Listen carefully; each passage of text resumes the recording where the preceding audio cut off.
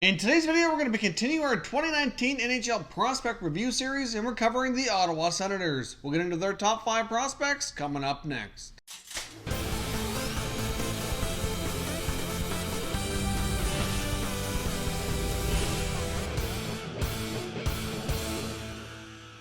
Welcome back here to Top Shelf Hockey. As I mentioned, we're continuing our prospect series today, taking a look at the top 5 prospects here for the Ottawa Senators. Now, the Senators do have one of the better prospect pools around NHL, definitely a top 10, maybe even a top 5, and really for their sake, they really need to have one considering where the team has been over the last couple of years, ever since their 2017 Eastern Conference Final showdown against the Penguins where they lost in double overtime and just missed by 1 goal going to the Stanley Cup Finals. It's been all downhill, nothing but a free fall ever since, with many stars leaving town, and now they're going through this rebuild, which certainly seems to be at least a couple more years away before they're bound to have a little bit more competitiveness and have any chance at making the playoffs, and even then it's not going to be easy. But let's take a look here at their top 5 prospects. Now keep in mind, as we go through these, you're going to see a slide on the screen for each player. All of their biographical information and stats on there is courtesy of EliteProspects.com, a terrific resource here for great hockey prospects, so certainly check that out if you're not already familiar with them. Now let's dive in here to the top 5 Senators prospects. First up, we've got Josh Norris, who was originally a first-round draft pick back in 2017 by the San Jose Sharks, but was one of the many pieces included from the Sharks going to Ottawa in the Erik Karlsson trade. Now, he was playing U.S. college hockey at the University of Michigan for the past couple of years and had a pretty solid career. Unfortunately, his second season was cut short due to injury. Before the injury had occurred, he did have the opportunity to take part in the 2019 World Junior Championship Tournament for Team USA and had a really solid showing, putting up 6 points in 7 games. Norris is solid in all 3 zones. He's a really good skater. He's a hard worker. He's great on the forecheck. He protects the puck well as well. He has a nose for rebounds and scoring goals in close to the net, so he's not afraid to go to the greasy areas. And more than likely, he projects to be like a middle 6 type of center. He could end up being a number 2 type of center at the NHL level, but more than likely, what he looks like right now is becoming a solid number 3 center who has some offensive upside, but can also be very defensively responsible, likely play on the PK, be a hard worker, kind of a tempo type of player. So Josh Norris just recently signed his entry-level contract after ending his college career. He likely will get some NHL opportunity, but with the amount of prospects that the Senators have, along with their veterans trying to make up that forward group, it's certainly debatable whether or not he makes a team at a training camp. He very well will spend at least some time in the American Hockey League this year, but I would expect him to at least get some opportunity. I guess we'll see how training camp goes and what forward group they decide to go with here. Of course, Josh Norris is also really good friends with guys like Brady Tkachuk and Colin White, who grew up playing hockey together, have known each other since they've been kids. So obviously the Senators have been really high on a lot of these US-born prospects lately, and so far many of them have turned out. Hopefully Norris can be the next one to be a good player here for Ottawa. Next up, we have the 2015 4th-round selection defenseman Christian Wolanin. Even though Wolanin was a 2015 draft selection, he ended up playing college hockey with the University of North Dakota for 3 years before turning pro and signing his entry-level contract. During his final season with North Dakota, he put up 35 points in 40 games and really emerged as a really solid offensive defenseman. Now, last year, he split the year between the AHL and NHL. In the American Hockey League, he put up 31 points in 40 games played, which was really, for a brand new pro hockey player to that level, was pretty solid. His offensive game from college hockey certainly transitioned well over to the American Hockey League, and during his limited NHL action, he certainly did not look out of place. The offensive side of the game was certainly showing at times. He certainly had a chance to run a power play a few times as well and look pretty decent. Of course, as a young defender like most of these guys, he certainly needs to work on his defensive end of the game. That's pretty common though. All defensemen typically on the defensive side of the game do struggle in their first few years of their career at the NHL level. It's a big difference between playing juniors or college hockey or even the American Hockey League. It's a major step forward. So certainly an area of his game that is going to need some work, but the offensive side of the game, for right now at least, will more than make up for those mistakes. He certainly has the possibility of being a guy who can play on the power play. Now, of course, with guys like Chabot and Brannstrom likely finishing ahead of him on the depth chart over the next few years, hard to say how much power play time he'll actually end up getting. On the Senators' D-core, he'll likely end up being the 3rd best offensive defenseman there, which really is still saying something because I think he has some pretty high potential in that regard.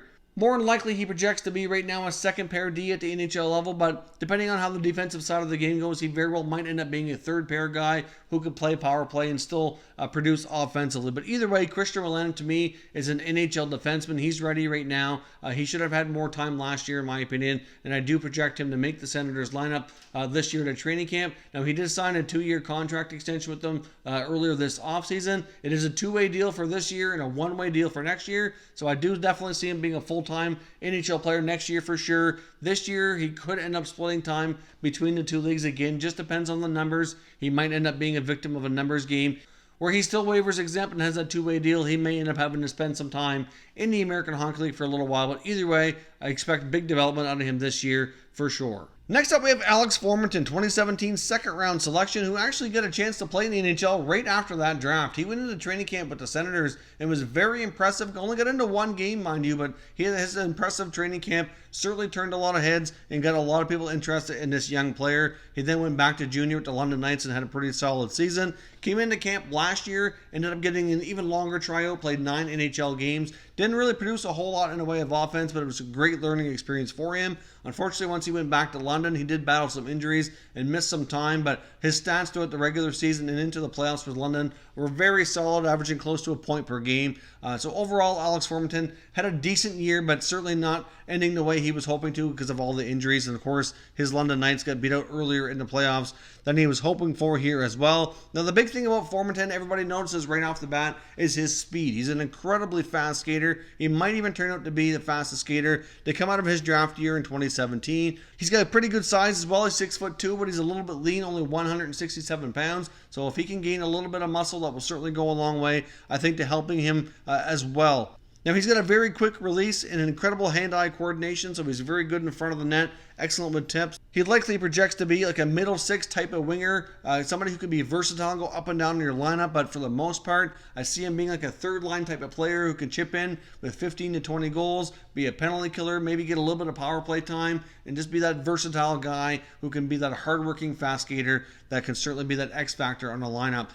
I do think the odds are pretty good that he'll get either full-time or close to full-time NHL duty this year, but he very well might end up spending some time in the American Hockey League to get some extra seasoning as well, especially to help him gain some confidence here with his offensive game. But Formenton should be a great player for the Senators here in the short term. Next up, we have Drake Batherson, who was a 2017 4th-round pick and very well might turn out to be a draft steal for the Ottawa Senators. Now, many consider Batherson to be a late bloomer, and he certainly deserves that label. He was drafted in his second year of eligibility back in 2017. He didn't even play major junior hockey in the QMJHL until he was almost 18 years old. Obviously, he had an opportunity to move up and play with his local team, the Cape Breton Screaming Eagles, and really took advantage of it. He's got great height at 6'2", 190 pounds, so the size is there. He's a dual threat in the offensive zone. He's a really solid playmaker, but he's got a terrific shot as well. Got a great release on that wrist shot.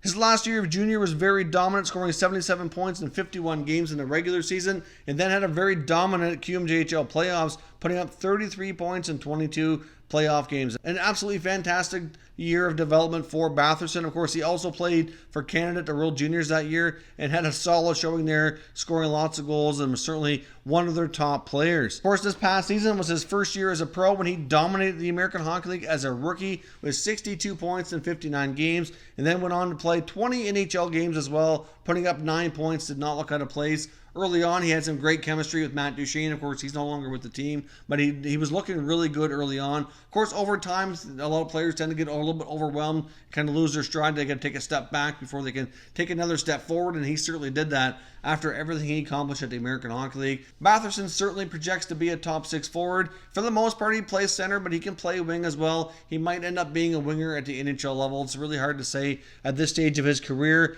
but either way, he's got the offensive upside to certainly play top 6 minutes and likely gets a fairly good opportunity this coming season. In my opinion, the top prospect for the Ottawa Senators is defenseman Erik Brannstrom, who's of course originally drafted by the Vegas Golden Knights in 2018, number 15th overall, and was traded to the Senators as part of that big Mark Stone trade that we saw earlier this past season. Now, Brannstrom's a really smart and strong two-way defenseman with a laser of a shot. He's a smaller, prototypical defenseman who's a great skater and a great puck mover. He's got the potential to be a power play specialist as well. He had a terrific tournament for Team Sweden at the 2019 World Juniors, scoring 4 goals in 5 games. Obviously, he's a great leader as well, was named their team captain, which was a tremendous experience for him to have that role for Sweden at the World Juniors.